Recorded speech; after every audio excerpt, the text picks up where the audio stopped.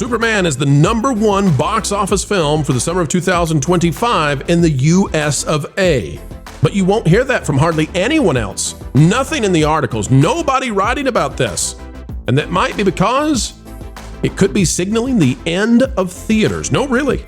We'll explain right now.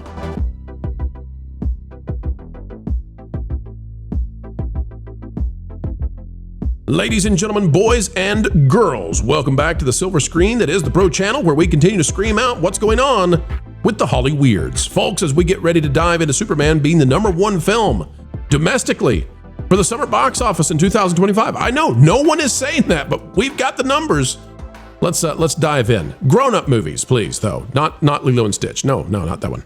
Ladies and gentlemen, Superman is officially the biggest grown-up movie at the box office for the summer, unless F1 manages to beat it, and it just might. Let's take a look at these numbers right here. We'll bring F1 in just a minute, but first I want to show you that Lilo and Stitch is, in fact, beating everything, of course, but is it a summer movie or is it a spring movie? Hard to say. I would count it as a summer, but it's definitely not a grown-up movie. In terms of grown-up movies, Superman right now is above Jurassic World Rebirth domestically and way out front of Fantastic Four First Steps. This is quite surprising because people are not talking about Superman the way you would expect for a film that is the #1 ahead of Jurassic World Rebirth and Fantastic Four at this point. Panel, when I'm looking at this chart here, I'm seeing that Fantastic Four in green is actually dropping off more precipitously. And you can see that because if you look at the red on Superman at the same point versus Fantastic Four, the northward trajectory went way longer before it began to plateau. Fantastic Four is already starting to make that hockey stick move. And I'm starting to think that domestically, Fantastic Four might not cross 300 million. Culture, what say you on this one?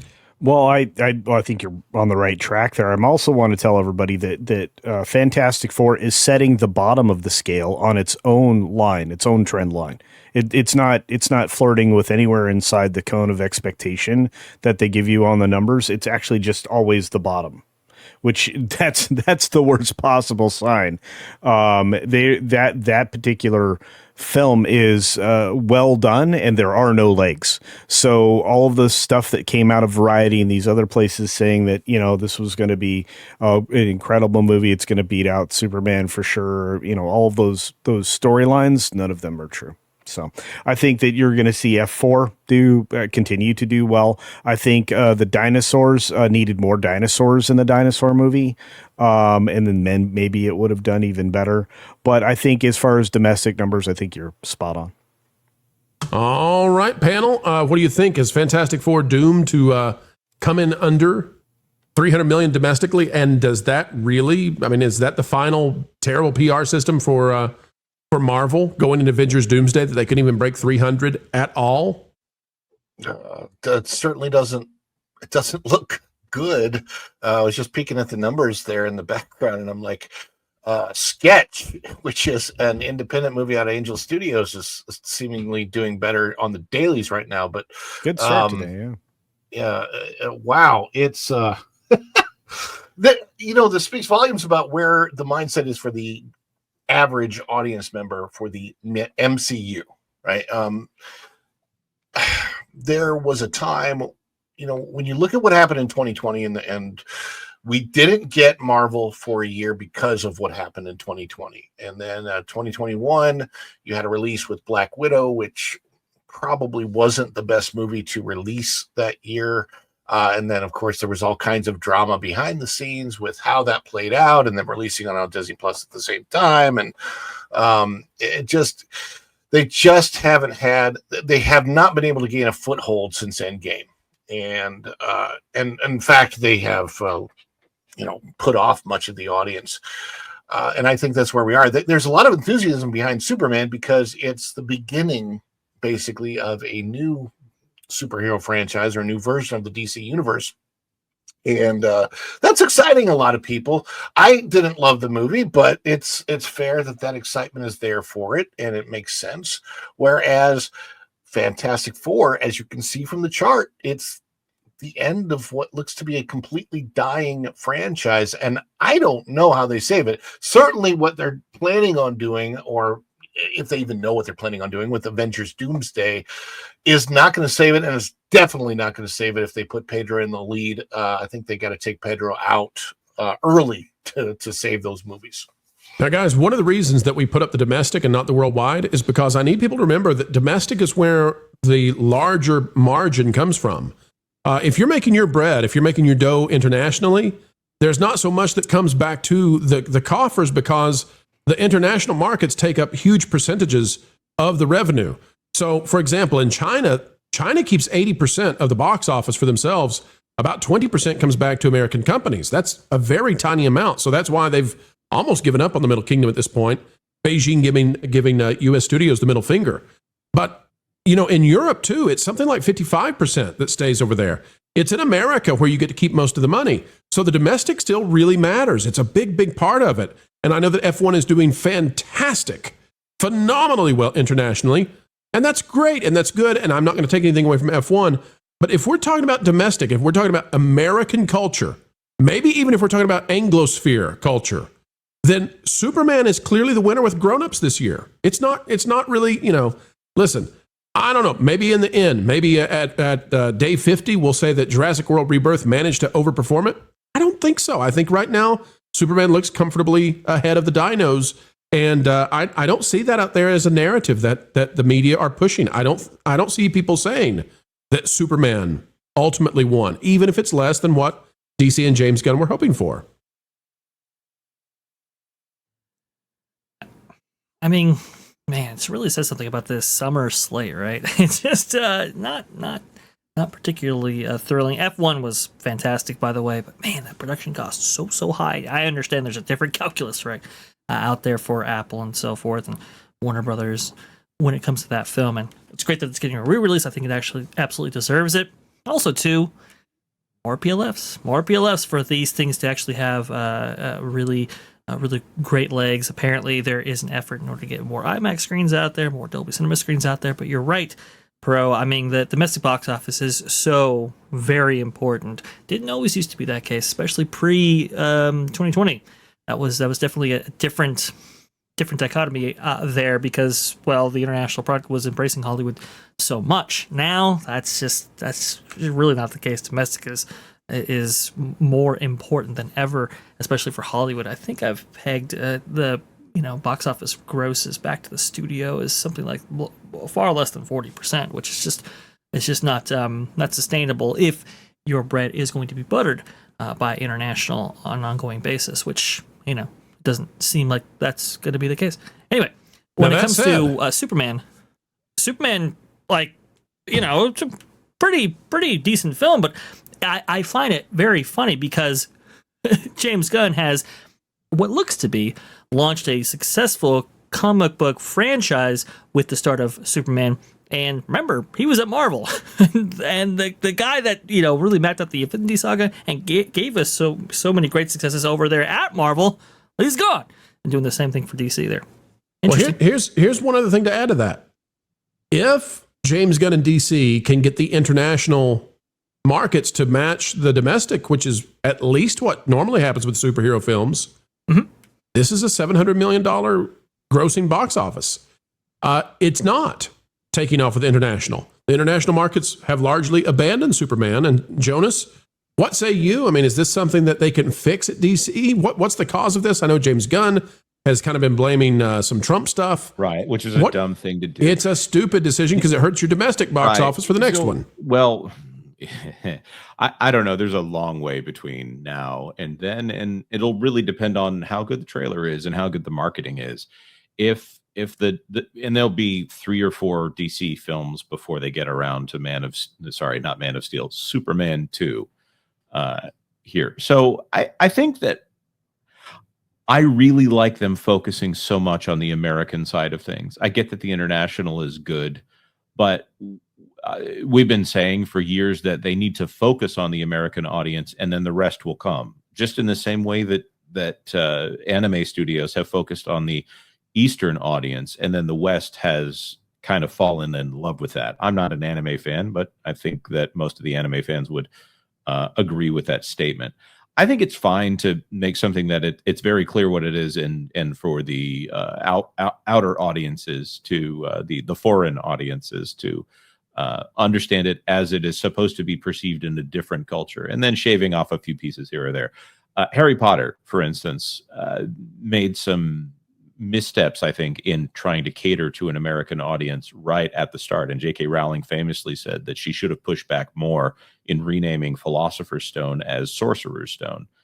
I think if Superman doesn't have appeal internationally, well, they've got other options around the bend. This doesn't need to be a single unified story the way that Marvel turned the all Marvel movies into, because it's great for synergy if everything is good. It's really bad if people perceive a lack of quality there.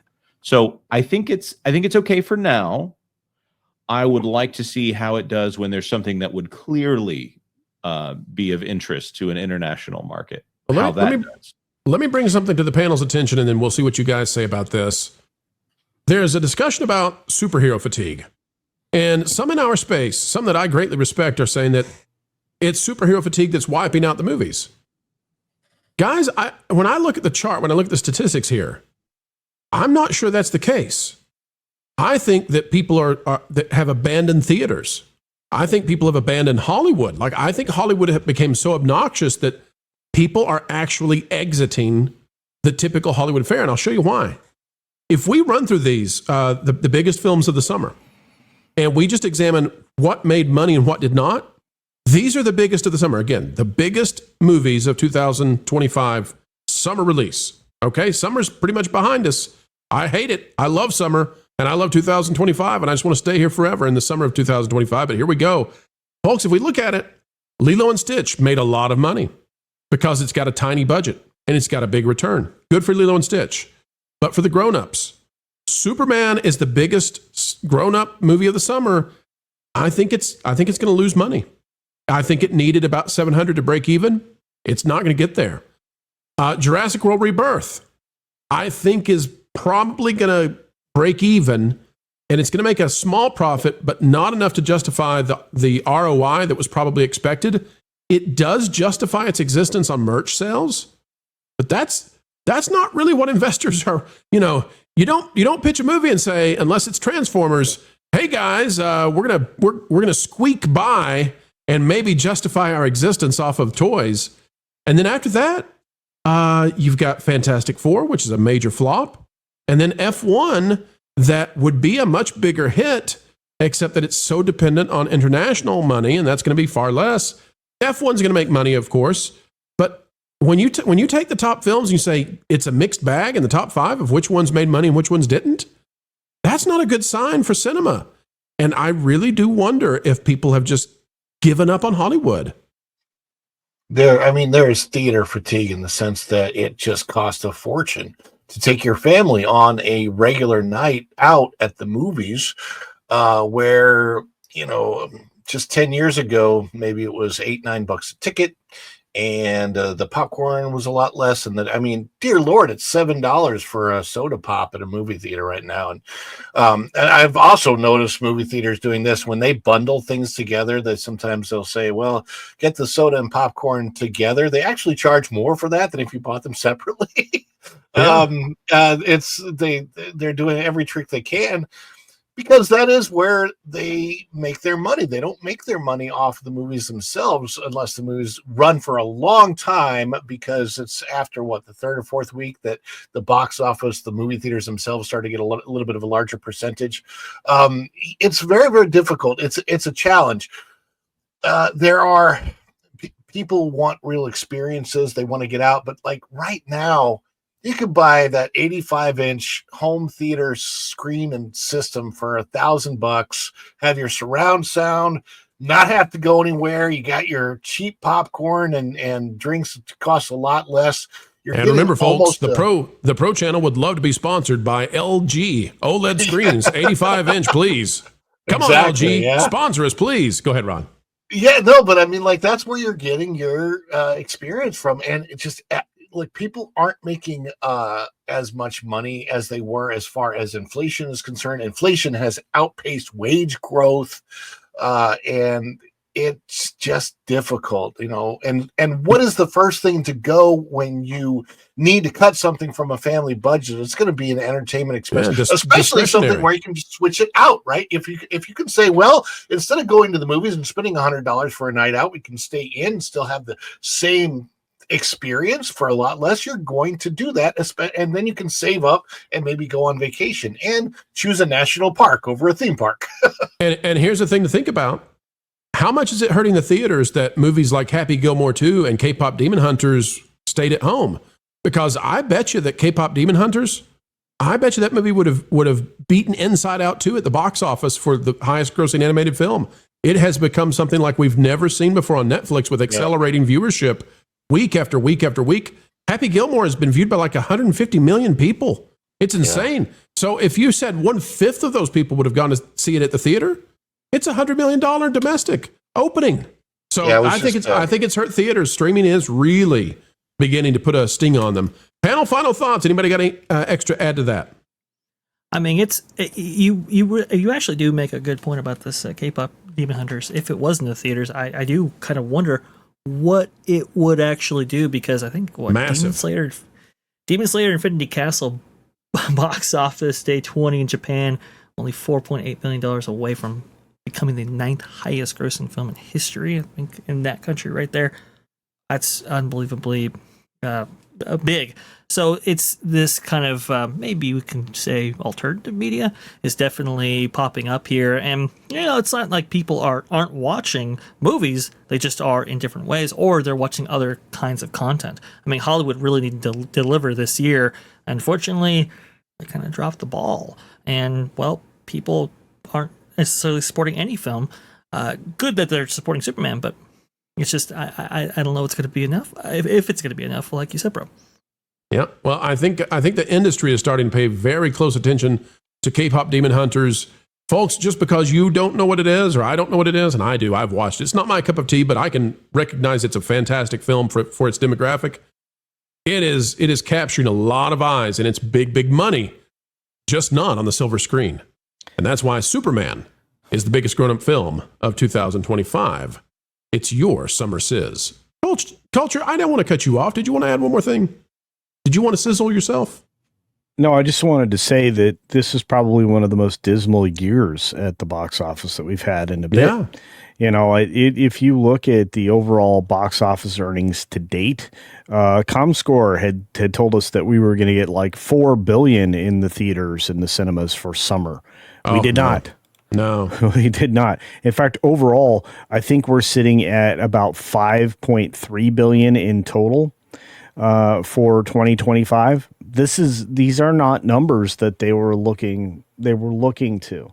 No, I expect 20 to 30% of theaters to start going out of business in the next few years. And that's a shame. But again, I mean, it's because the lack of total ticket sales isn't keeping up with the needs for the exhibitors. So, because the inflation is caused so much damage, as Ron described, the most grown up film certainly is Superman. And yet the industry and the shills are still saying that, Fantastic Four is going to come from behind. Good Lord. Sure it is. By the way, folks, some of you out there, I'm sure, are saying, where's my Minecraft? Where's my chicken jockey? Folks, we're only comparing summer movies right now, not the entire year. As we get close to the end of the year, and we're not in a hurry to get there, we're enjoying every moment we have. But as we get close to the end of the year, Minecraft will be in that conversation as we discuss which movies made money and which didn't over the entire year. Today, it's just about that summer sizz.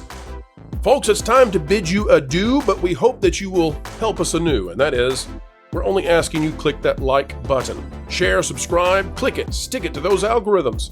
It is the notification bell, and drop a comment down below. And oh, by the way, have you gone the way of thatparkplace.com? www.thatparkplace.com. It's the website that if you're not yet bookmarked to, well, you should be. A bastion of truth and knowledge when it comes to entertainment and everything that's going on. Go check it out today, folks. We would love to have you over there as well. All right, we are getting ready to head out, but do not fret, for we will put out 4 more videos tomorrow, so long as the good Lord allows. And we believe that probably, just might, happen. All right, until the next time we get to share time with you, keep learning, keep growing, and as always, keep having fun. Jump into the water. Why listen to music made by people and companies who really don't like you? Check out Vacation Radio today and prepare for all new content made by the people behind the WDW Pro Channel. It's the place you need for all the music. That should be fun. Want it all, so I give them cannonball. Yeah. Hundreds of songs, every genre you can imagine. Listen live on YouTube and enjoy a set list that's always sunny. It's Vacation Radio. Arizona.